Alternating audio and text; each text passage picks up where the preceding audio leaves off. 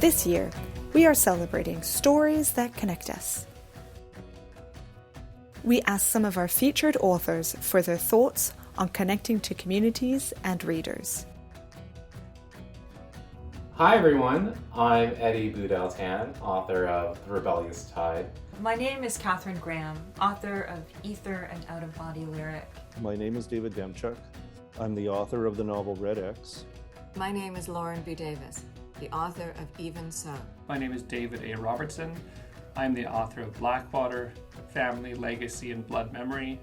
My name is Bevan Fox, author of Genocidal Love. My name is Faye Gunther, and I am the author of Swimmers in Winter, which is published by Invisible Publishing. My name is Casey Platt, author of A Dream of a Woman. And I would like to welcome you Welcome you to the 32nd Annual Word on the Street Toronto Festival.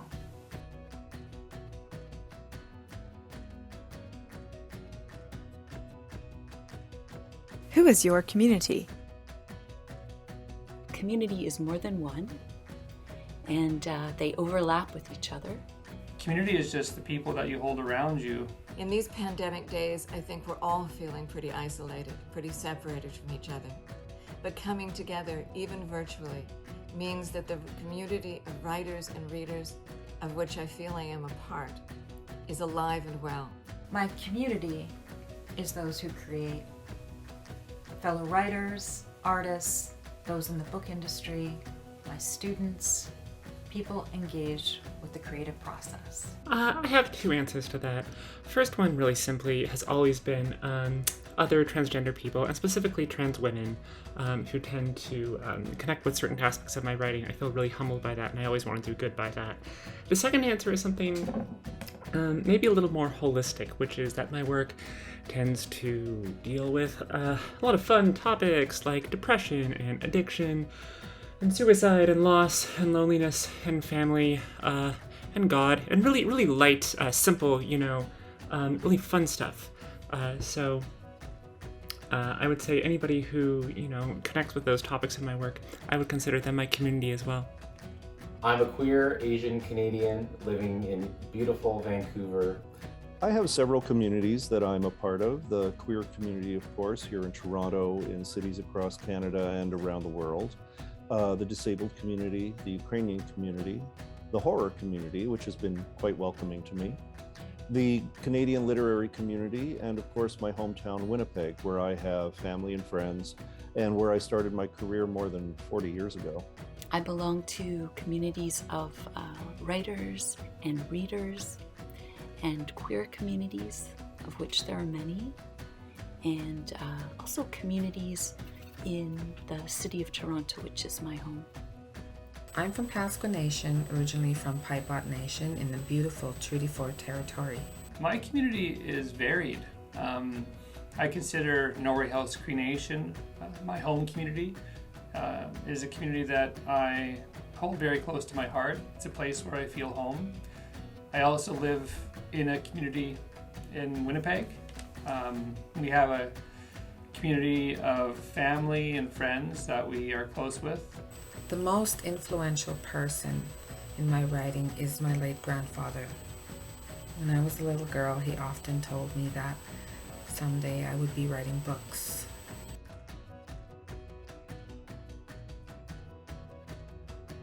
How do the places you know influence your writing? My writing depends heavily on a sense of place, on creating a feeling of immersion for the reader through specific details, textures, smells, things that reflect my experience of a landscape or a cityscape. Like many writers, I spend a lot of time walking the streets and also cycling, and I've seen the city over the years go through all kinds of changes and reform in different ways. And to be infused in the atmosphere of the city of Toronto, to be surrounded and immersed in it, really influences what I choose to write about and how I write. Walking the streets in Toronto is a big part of my creative process. I write about this in Ether and Out of Body Lyric. For it was during my cancer treatment, when I was walking to and from Princess Margaret Hospital from Queen Street West, that I began to notice the feathers on the sidewalk. Feathers became my talismans during my cancer treatment, a connection to my mother, who died of breast cancer, and I was the exact age she was when she died when I received the diagnosis. These sightings of feathers were a sign that she was with me. The place that I live is very much inspiration for my work. It's a place of great beauty that hides many ugly things, a place of enormous disparity, and those are themes that often appear in my work. Red X is set in Toronto's gay village over a 30-year period from the mid-1980s to more or less the present day. The city has changed considerably over that time, for well or for ill. And in my novel, the characters change as the city changes, as the village goes from marginalized to mainstream and then is overtaken by gentrification. I did say it was a horror novel, right? Winnipeg and Norway House, they are places that I continually return to in my writing because they are ingrained in the fabric of who I am. Norway House is running through my blood, and Winnipeg is a place where I've grown up and that I really love and appreciate. I hope to think in somewhat sort of like quotidian or what William Gibson called meat space ways. They're very much centered in the places that they are taking place in, but I kind of want to avoid tripping over myself to sound too local. Like, you know, I never want to explain, for example, if a story is set in Winnipeg, like, yes, Portage Avenue, of course, is a dividing line in the city from ways of, and like, no, because you wouldn't talk like that if you were just in the city trying to like give directions or talk about, oh yeah, that place is at Portage, you take it right there. So I'm much more interested in characters inhabiting place in this very sort of quotidian ways in which they talk about it when they're actually living there. Not just because I can write about them authentically, it's because I can write about them feelingly. I've moved around a fair bit in my life, but no matter where I go, the themes of my work seem to be pretty consistent. Who's on the margins of society and why? How do we maintain a compassionate heart in exceedingly difficult times? What happens when we view our neighbors as those people, as the others? How do we use love as a transformational tool rather than merely a reward for good behavior? It's that last one that I'm really exploring in this new novel, Even So.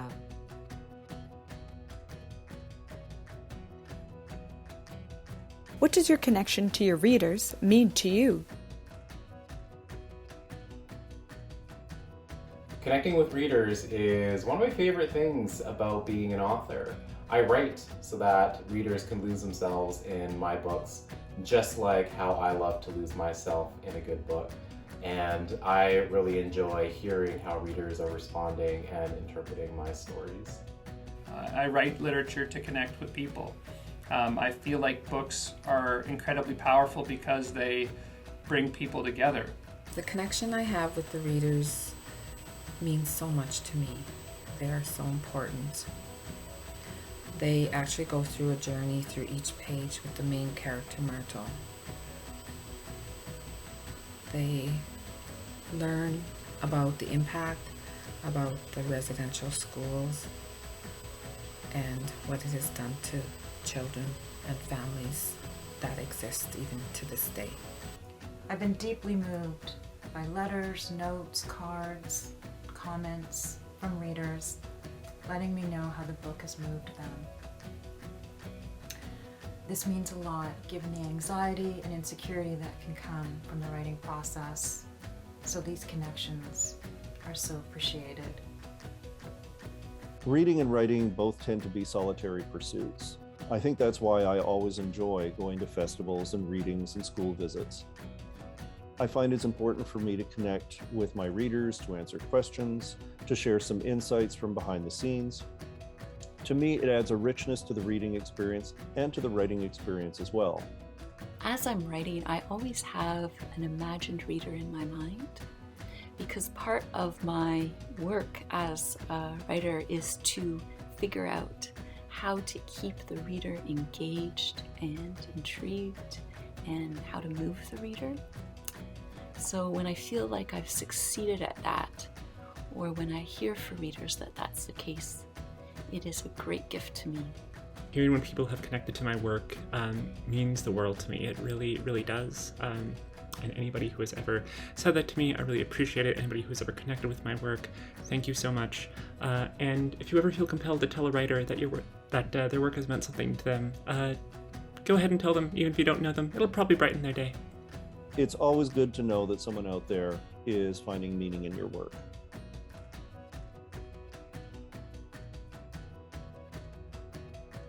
Tell us about WOTS. When I'm at the festival, I get such a strong sense of the city's love for words and for books. It has managed to maintain a relaxed, informal, grassroots kind of feeling that I really love. One of the things that I love most about it is that I get to meet other writers or reconnect with writers that I know and love and really look up to. Like, I just love the cacophony of it. And how much it's just this like glorious sort of annual event, which makes me so sad that we are not here in person and we are stuck behind our stupid computer screens.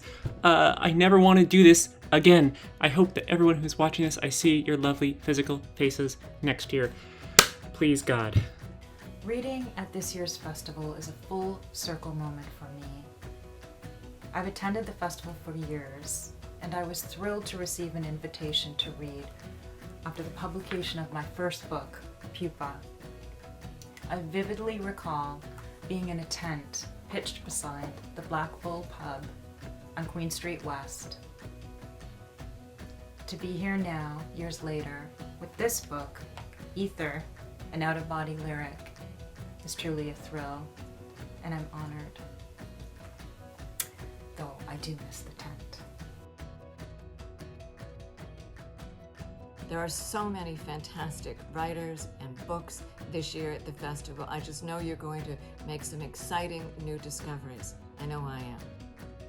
I really hope you enjoy it. And I also hope that you'll join me on September 20th at 8 o'clock. September 22nd. September 22nd. Thursday, September the 23rd at 8 p.m. I'll see you on September 24th at 5 p.m. September 24th at 8 o'clock Eastern. September 26th at 5:30 p.m. September 26th at 5:30 p.m. Thanks so much, everybody. Enjoy the festival and happy reading. See you there.